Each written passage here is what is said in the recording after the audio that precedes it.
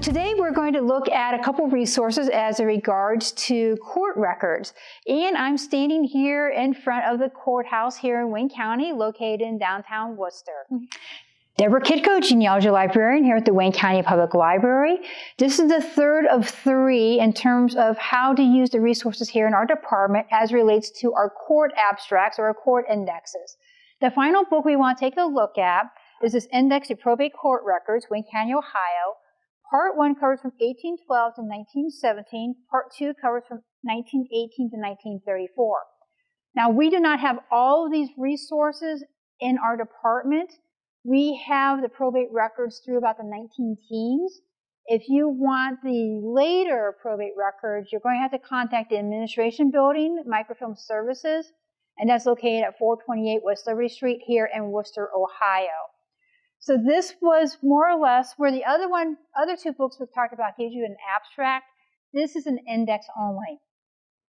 Now through from 1812 to 1900, those probate records have been indexed through our online obituary index, available through Rutherford B. Hayes. That's rbhayes.org. That actually gives you references to both the will books as well as to the common pleas court records and the actual file numbers here. This one is just an accumulation of everything. The first part covers, like I said, through 1917. And this one is basically just in alphabetical order. And you have a few notations here. Make sure you take a look at the beginning of this book because it gives you some explanation of what some of the abbreviation stands for. But you'll see often some abbreviations. There's like an N over here. That would mean naturalization records. So, and this individual would be a William Abel, or Abels, and it's in probate record 9292.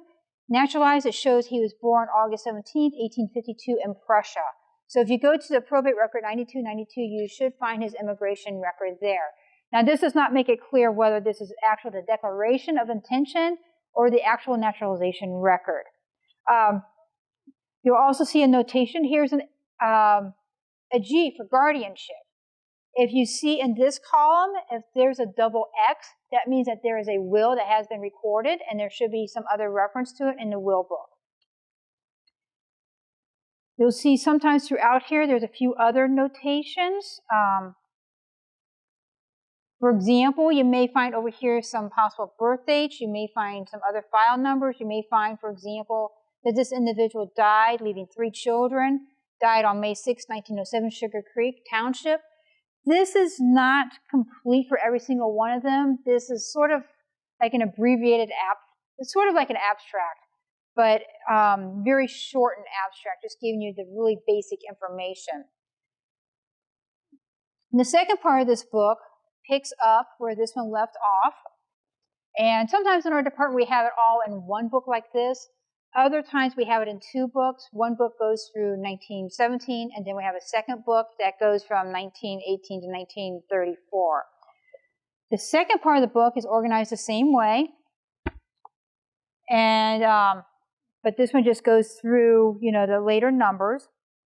And if you see a number in here that is beyond like 16,000, then those are the ones you're going to have to contact Microfilmed Services to actually view the actual record. But once again, this part 2 is organized in alphabetical order by the individual. Sometimes you'll find some notations. And I may represent that as an insane. Insane, not necessarily mean that they're crazy. It could be insane that they may have been epileptic, they may have been having some financial issues. It just means that they were not able to care for themselves.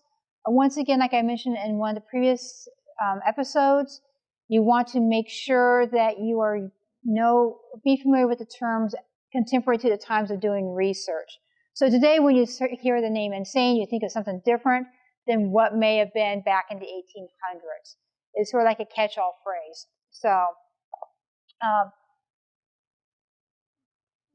So there's not a whole lot else to this book. This book was done actually in 1895, and this one was compiled from a Lloyd Vandersall, who's no longer with us. Richard G. Smith did the other 2 books, and he's no longer with us either. So these are just the efforts of a lot of volunteers, or a couple volunteers, who gave a lot of hours preparing indexes and stuff to help with the resources here in Wayne County. So I'd like to actually take this time to encourage you, if you have spare time on your hands and would you love to volunteer, there's ways you can actually give back to the community. Right now the library is not taking volunteers because we're closed to the public. However, if you keep us in the back of your mind once we open up for the public, also keep in mind of our local chapter of the Genealogical Society. We are still active, and we're going to be having our first virtual program coming up next month. So stay tuned to that, and like I said, just keep us in mind if you're interested in trying to do some volunteer work, or if you're interested in doing some indexing projects. Family Search, all you have to do is have a login and sign up to be an indexer. They're all the time looking for people to help out with that venue as well. So I'm hoping that you're enjoying these how-to series. If you have any questions, feel free to contact me, dkitko@wcpl.info, or contact us by phone, 330-262-0916, and just choose the option for genealogy and local history. Take care. See you next time.